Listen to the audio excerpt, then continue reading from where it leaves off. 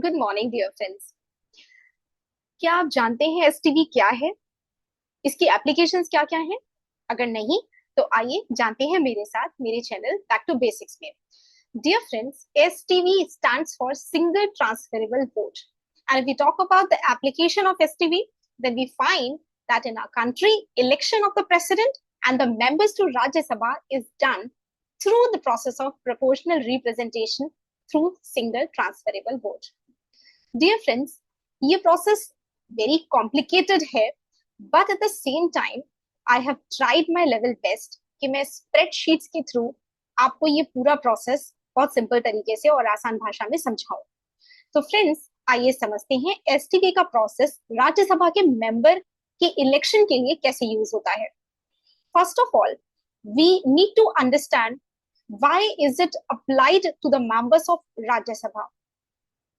Unlike the election of the members to Lok Sabha, wherein we all go to cast our votes to elect our representatives, the members of Rajya Sabha are not elected by us. Her state के राज्यसभा के members का election उस state के legislative members के द्वारा ही किया जाता है, या स्टेट लेजिस्लेटिव असेंबली के इलेक्टेड मेंबर्स के द्वारा ही किया जाता है। This is one of the reason Rajya Sabha is also known as Rajya Sabha or Council of States. Secondly, we need to understand what is the total capacity or membership of Rajya Sabha. Dear friends, if we talk about the maximum number that can be there in Rajya Sabha, then it is fixed at 250 as per Article 80 of our Constitution, though currently we have only 245 members. अभी जैसा कि मैंने आपको बताया कि राज्यसभा का election या राज्यसभा के मेंबर्स का इलेक्शन उस स्टेट के स्टेट लेजिस्लेटिव असेंबली के मेंबर्स द्वारा ही किया जाता है। तो जो रिमेनिंग 229 या बोलना चाहिए 229 members out of those 245 are elected by the members of state legislative assemblies of different states, and 4 members are elected by the members of SLAs from union territories.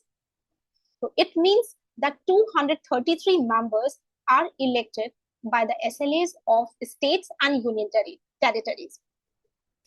And the remaining 12 members are nominated by the president of our country.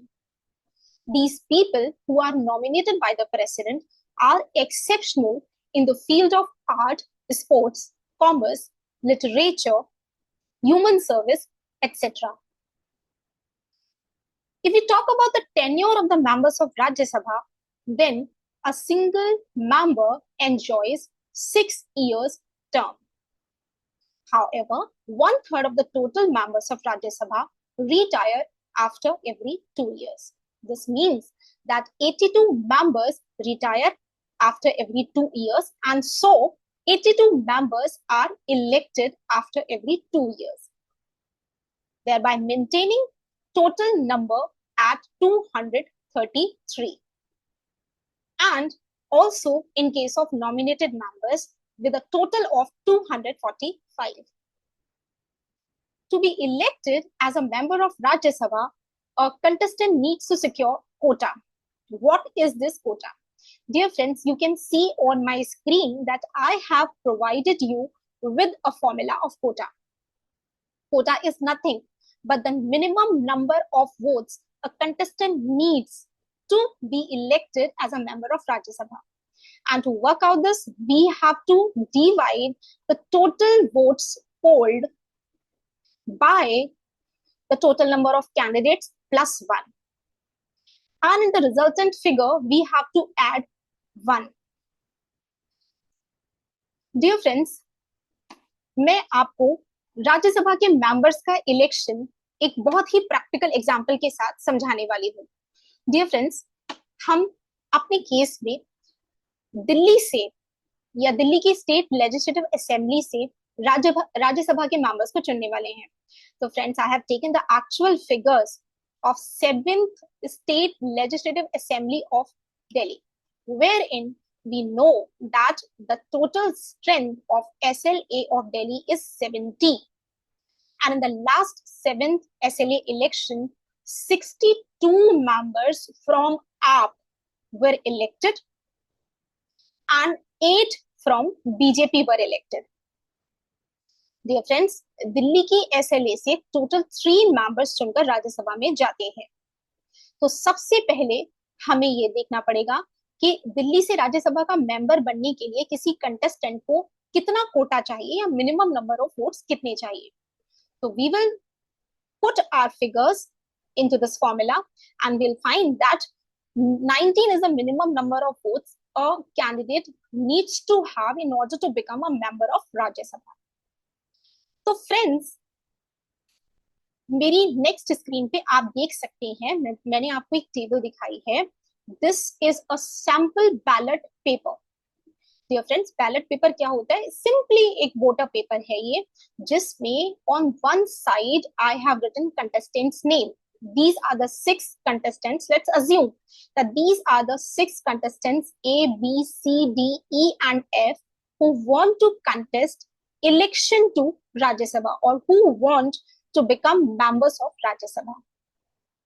All 17 members from Delhi SLA who comprise Electoral College for the election of Rajya Sabha will be given this ballot paper.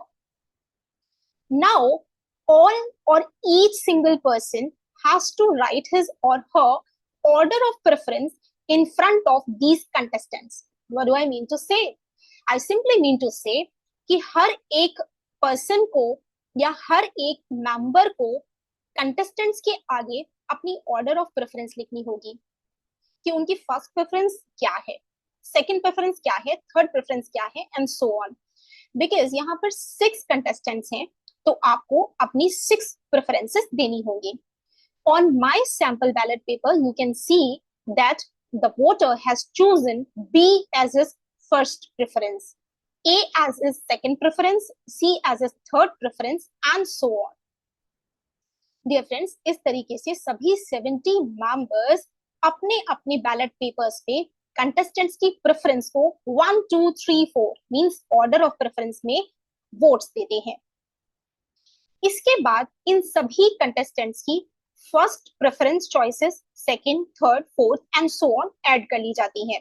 मतलब ए को आप देख सकते हैं कि हमारे hypothetical spreadsheet में ए को फर्स्ट प्रेफरेंस पर 11 वोट्स मिले हैं, बी को 21 वोट्स मिले हैं, सी को 9 वोट्स मिले हैं एंड सो ऑन. इसी तरीके से ए को 14 सेकंड प्रेफरेंस वोट्स मिले हैं, बी को 24 सेकंड प्रेफरेंस वोट्स मिले हैं एंड सो ऑन.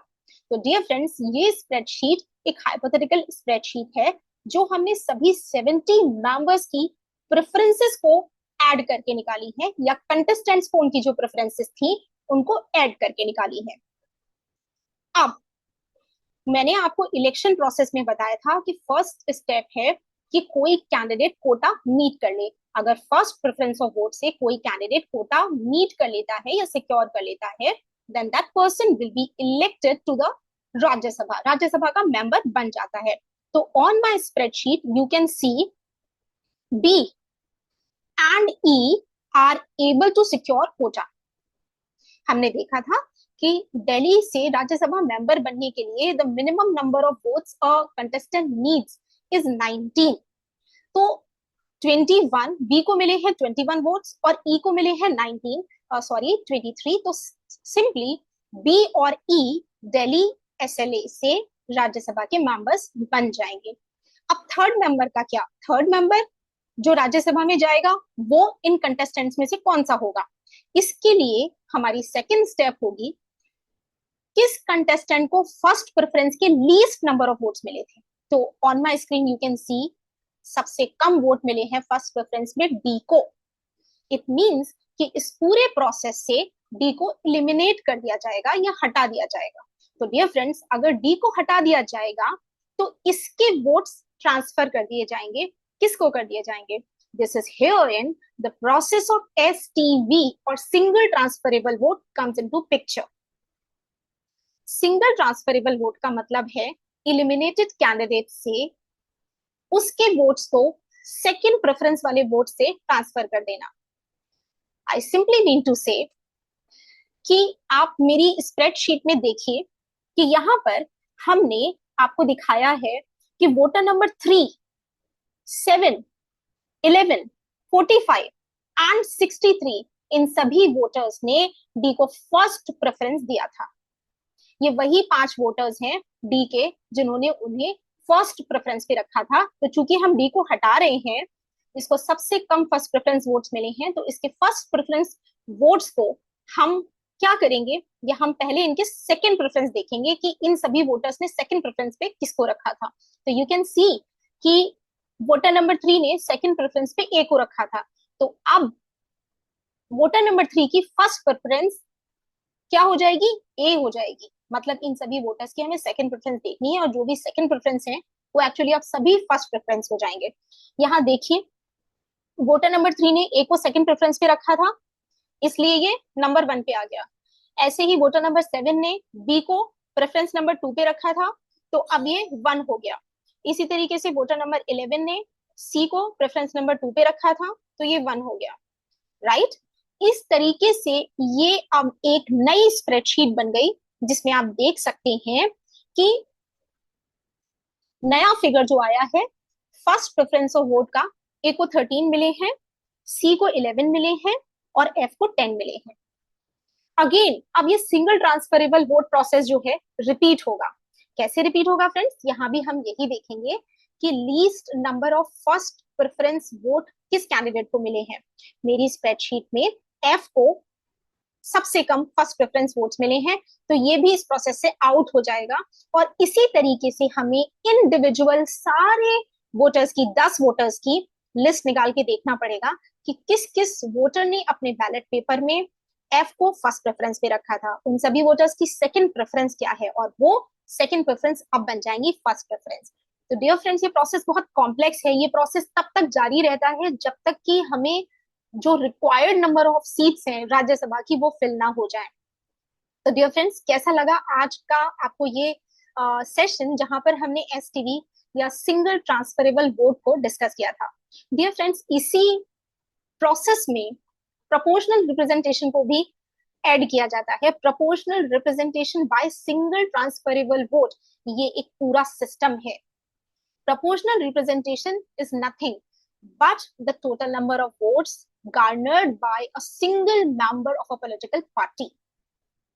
और proportion ये भी है कि हर स्टेट को उसकी पॉपुलेशन के proportion में ही राज्यसभा में representation मिलता है। तो if we talk about this proportion, then Uttar Pradesh, it has the highest number of members in Rajya Sabha, and that is 31. इसका सिंपल सा मतलब है कि उत्तर प्रदेश की स्टेट लेजिस्लेटिव असेंबली के मेंबर्स अपने स्टेट से या अपने अंदर से ही 31 मेंबर्स को चुनकर राज्यसभा में भेजते हैं। तो फ्रेंड्स, इसी के साथ मैं खत्म करती हूँ आज का अपना ये सेशन एसटीवी। तब तक स्वस्थ रहें, मस्त रहें, सशक्त रहें। मिलते हैं अपने नेक्स्ट सेशन में जल्द ही।